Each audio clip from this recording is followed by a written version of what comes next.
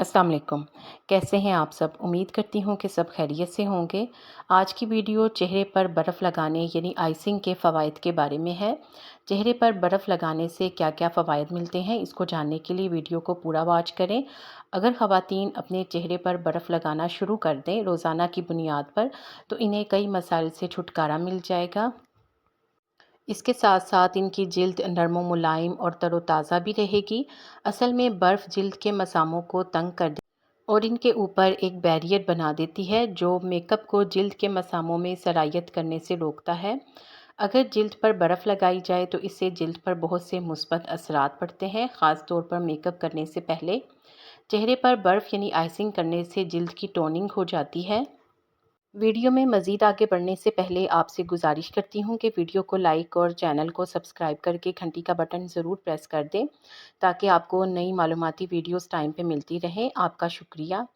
जिल्द पर बर्फ़ लगाने से जिल्द के डेड सेल्स की बैरूनी परत हट जाती है और इसके नीचे मौजूद नए खुलिये ज़्यादा हमवार और मुसावी तौर पर बढ़ते हैं।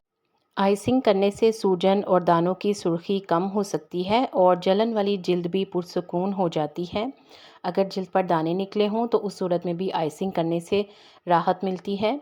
जिल्द पर बर्फ़ लगाने से खून की शरियानें तंग हो जाती हैं जिससे खून का बहाव बेहतर होता है।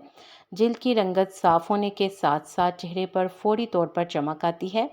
अगर आप अपनी जिल्द को तरोताज़ा करना चाहती हैं तो इसके लिए आप बर्फ़ का इस्तेमाल करें। बर्फ़ की ठंडक जिल्द के मसामों को मजबूत करती है और उम्र बढ़ने की उभरती हुई अलामात जैसे झुर्रियाँ और बारीक लकीरों की ज़ाहरी शक्ल को महदूद करती है, जिससे जिल्द मजबूत और जवान नज़र आती है।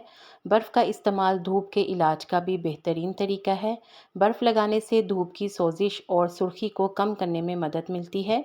चेहरे पर बाकायदगी से बर्फ़ लगाने से खून की शरियानें सिकुड़ जाती हैं जिससे सूजन कम हो जाती है। इसलिए आंखों के नीचे होने वाली सोजिश को कम करने के लिए भी बर्फ़ मददगार हो सकती है।